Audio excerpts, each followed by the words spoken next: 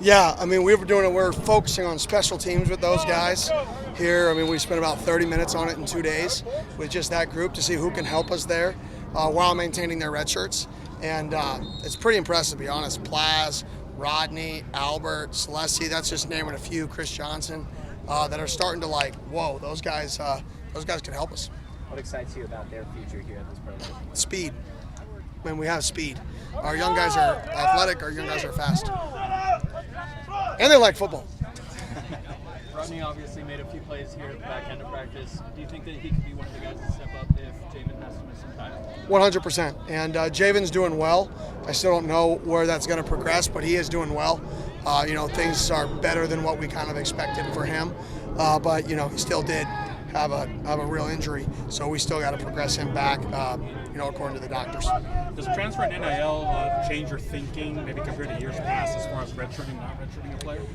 Actually, when the current model of revenue share, I actually think redshirting is more important now than ever. I think you can get guys to come back later in their career more than they maybe would have if they already had a degree or already had a master's and they want to go move on or they want to get into the real world. Now you can still make an income in college football as this thing starts to evolve towards revenue share. So it's more important now, I think. So as you're going through the self-scout this week, any areas of emphasis that maybe were different last 5 weeks? Well, yeah, our red zone is way better. That's been we got a red zone stop last week as well. So that's been an improvement. So that's definitely different. I mean, for us right now, it's not as much situational. When we went into last bye week, we saw some situations we needed to improve at.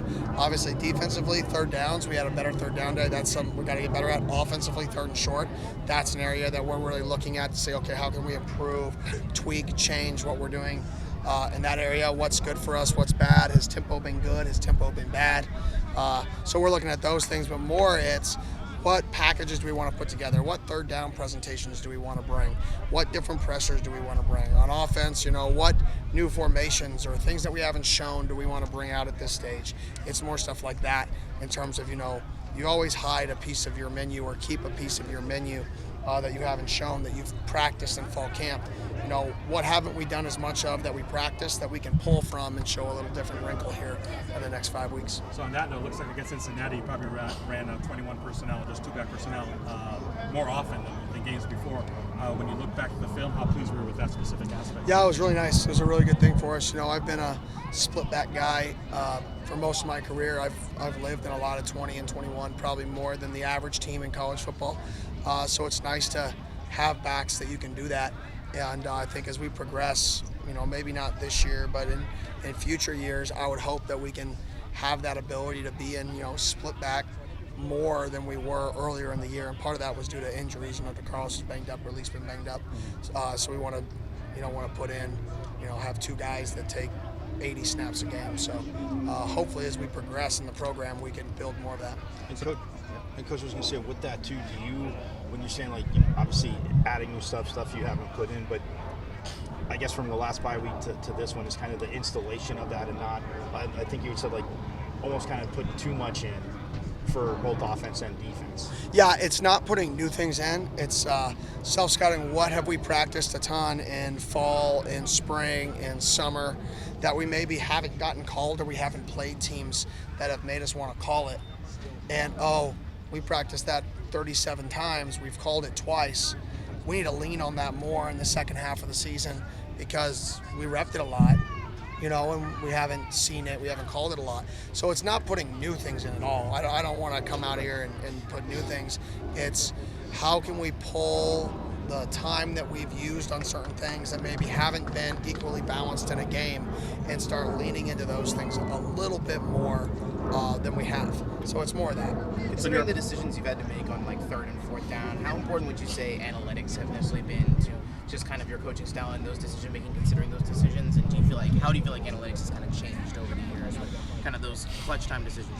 Yeah, well, I don't use the book.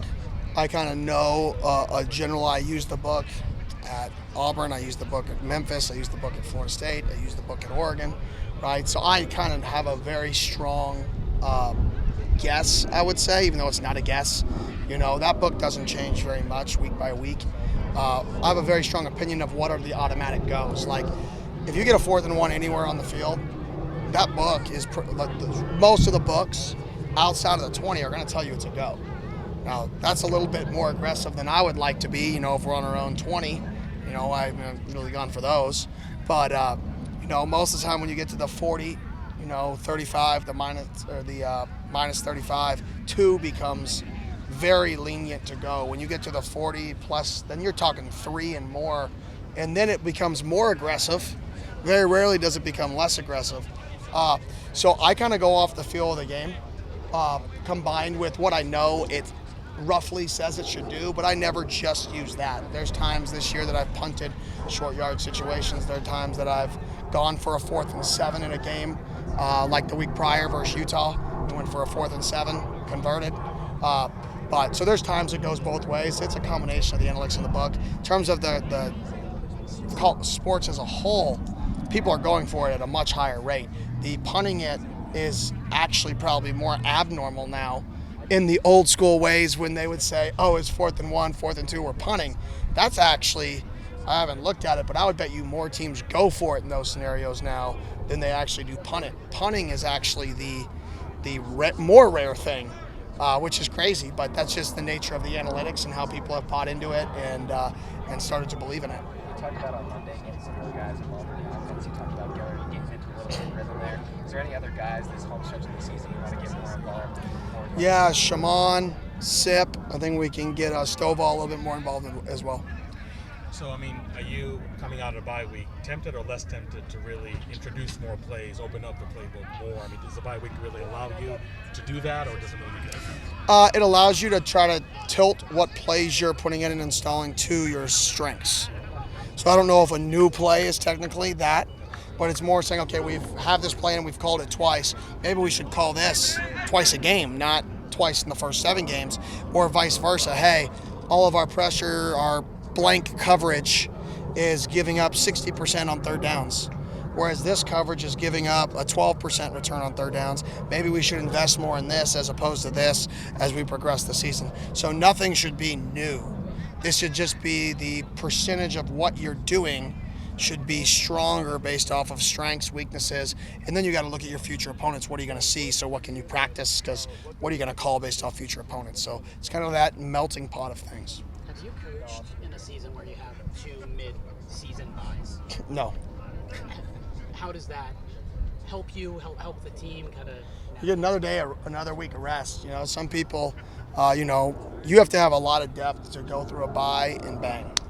And to be honest, some of the best teams in the country, they get into a bye and they go to work.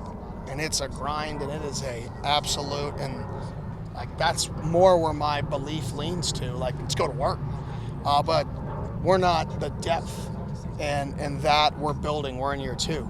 We have way more depth than last year, but for us to come out here and bang like crazy, I think would do us a disservice, even though it's what I'm used to in my career. So I think this is good for us because we got to keep our guys healthy. We got to keep our guys in the field. So it gives us another week to really kind of get all the hamstrings and the twisted ankles and the shoulders that just don't feel great kind of better. As you can see, our guys have been in helmets the first 2 days. We'll go in pads tomorrow, but our vets, we've really tried to give them this time to get ready and go be the very best version of ourselves for the last 5 weeks of the season. Are there any disadvantages or adjustments to having 2 bye weeks in a season? I don't know about a disadvantage. Maybe if you were in a rhythm. Now, luckily for us, we've lost both games before the bye, so we do not have a rhythm when we go into the bye.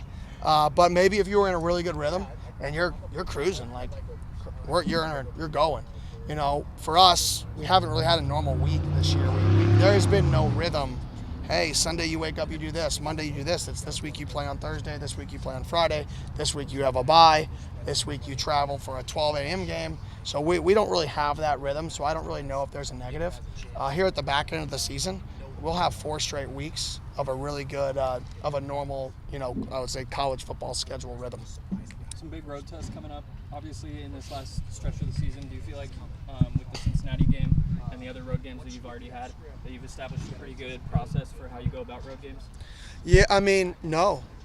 I got to find a better way to get our guys to not have our team have that lapse. It hasn't been the entire game. You know, we've played really well in the second half, or pretty good in the second half of most of those road games. It's just like quarter and a half, or quarter, like in between the middle of the first and the middle of the second. That's like we've let 3 games really spurt out of control. We came back and won 1. We almost came back versus Tech, made it a 1-score game. Last week we were battling back. We were in it. You know, we weren't really out of the game until the 6-minute mark or the 5-minute mark at the end there. We were in it. We were close to making 1 possession. So we got to find a way how to mitigate that area of time. And I'm working through that right now. Our staff's working through it. We're talking about the players. Like, what is that's preventing us from, when something bad happens on the road, to responding like we do at home? And that's part of it. That's part of the growth of a team, is to learn yourselves, figure yourself out. So thanks, Coach. Thank you. Perfect. Thank you all.